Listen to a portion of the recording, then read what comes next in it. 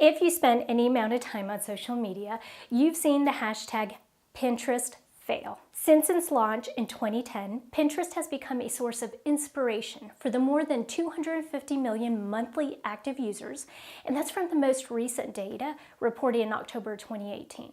Now, while we can't vouch for how well people execute on these creative and inspirational tips, we can be confident that Pinterest has something to offer every business owner when it comes to growing our business.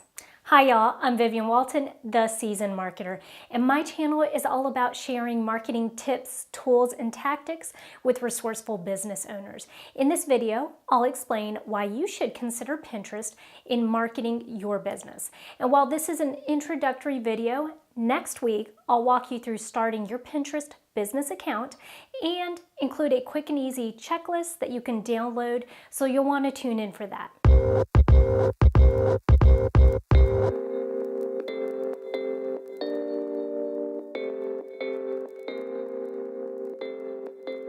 Today, I'm sharing with you why you should consider Pinterest in marketing your business. So let's jump right in. It wasn't until about 6 months ago that I really started digging into the power of Pinterest from a marketing perspective.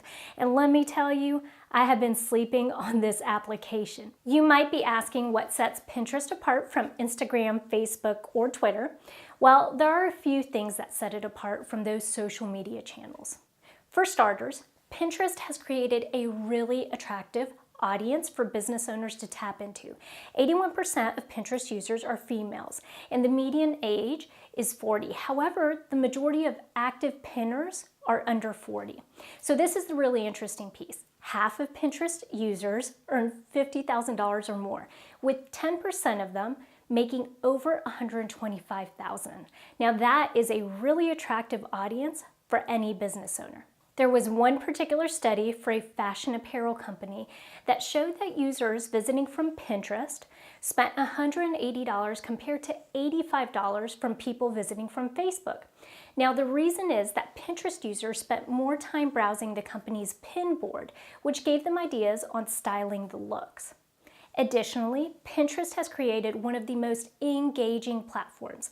On average, a person will spend about 14 minutes on Pinterest per visit, and 70% of pinners will search, save, or click on a pin, meaning that they're just not passively scrolling through a feed. For businesses whose goods or services match, spending the time to pin and fill out the descriptions could pay off potentially better than using Instagram. Now, besides the engagement, the true litmus test as to whether or not it is worth your time to create a business account on Pinterest is in the potential return on investment. Well, 87% of pinners have purchased a product because of Pinterest, and 72% of pinners go to Pinterest to decide what to buy, get this, offline. Another strong indicator is that Pinterest users are serious shoppers, and they plan twice as early as people on other platforms. Now, what do I mean by this? Because people on Pinterest plan for Halloween costumes, Thanksgiving dinners, summer vacations, and even weddings, as a business owner, you can actually start putting your information and content out there for these particular holidays months in advance. Take a look at this calendar. If I own a cookie making company, in order to increase my Valentine cookie sales, I can start putting information on Pinterest as early as December to capture interest. Now, one important factor in looking at our return on investment for any advertising or marketing initiative is to look at how much it'll cost us per month or year. Advertising on Pinterest is available, of course, but it really isn't necessary.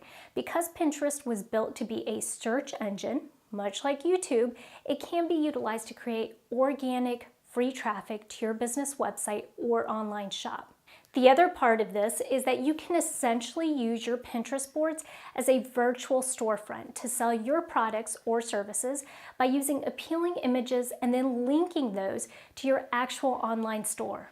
Another thing that sets Pinterest apart from the other social media options is that your pins, which are the equivalent to posts on Facebook or Instagram, last longer, 3.5 months on average on Pinterest. This means that your pins continue to work for you even if you pin them a month or two prior, because they don't appear as one big feed that you have to scroll through and rather as boards, it makes it a little easier for people to find the information they are needing because you can organize it into groups.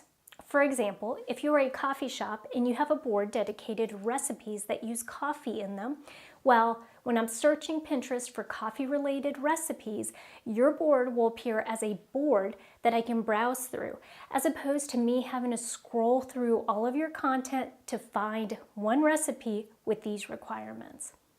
And finally, the last reason you'll want to consider using Pinterest is that while it does require a little bit of time up front to think about which boards you want to create, the goal is to mix your pins in with pins that you're repinning from other sources, which means that your boards can be really effective without you having to come up with all the content.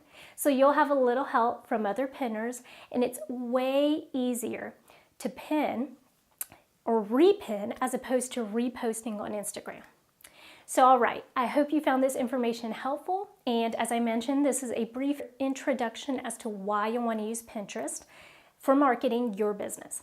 If you like this video, make sure to subscribe to my YouTube channel right now. Just click on the subscribe button. Also, if you want more marketing tips, tools, and tactics for your business, visit my website at theseasonedmarketer.com, or you can find me on Instagram or Facebook. Now I want to turn it over to you.